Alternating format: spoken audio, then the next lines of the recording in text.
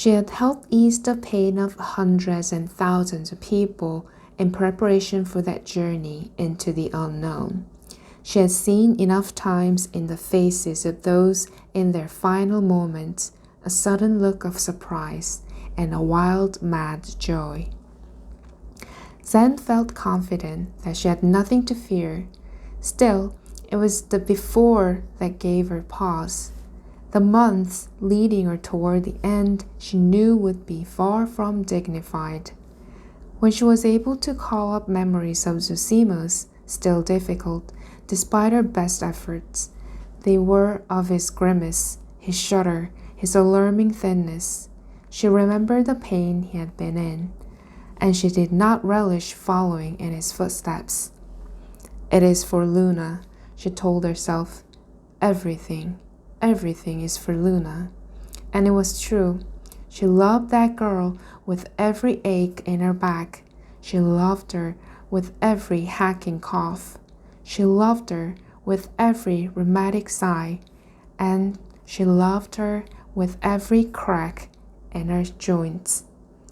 There was nothing she would not endure for that girl. And she needed to tell her. Of course she did. Soon, she told herself. Not yet. The protectorate sat at the bottom of a long, gentle slope, right before the slope opened up into the vast Zirin bog. Zen climbed up a rocky outcropping to catch a view of the town before her final descent. There was something about that town, the way its many sorrows lingered in the air, as persistent as fog. Standing far above the sorrow cloud, Zen, in her clear-headedness, chastised herself. Old fool, she muttered. How many people have you helped? How many wounds have you healed and hurts have you soothed? How many souls have you guided on their way? And yet, here are these poor people, men and women and children, that you have refused to help.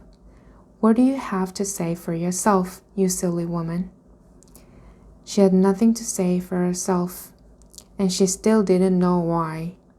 She only knew that the closer she got, the more desperate she felt to leave. She shook her head, brushed the gravel and leaves from her skirts, and continued down the slope toward the town. As she walked, she had a memory. She could remember her room in the old castle, her favorite room, with the 2 dragons carved in stone on either side of the fireplace and a broken ceiling open to the sky, but magic to keep the rain away.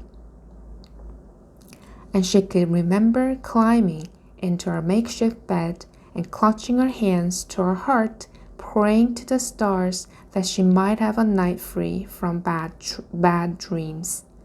She never did, and she could remember weeping into her mattress, great gushes of tears. And she could remember a voice at the other side of the door, a quiet, dry, scratchy voice, and whispering, more. Zen pulled her cloak tightly around her arms. She did not like being cold. She also did not like remembering things.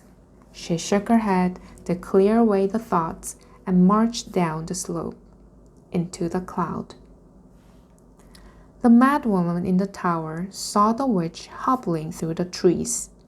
She was far away, ever so far, but the madwoman's eyes could see around the world if she let them. Had she known how to do this before she went mad? Perhaps she had. Perhaps she simply did not notice. She had been a devoted daughter once, and then a girl in love, and then an expectant mother, counting the days until her baby came. And then everything had gone wrong. The madwoman discovered that it was possible for her to know things, impossible things. The world she knew in her madness was littered with shiny bits and precious pieces.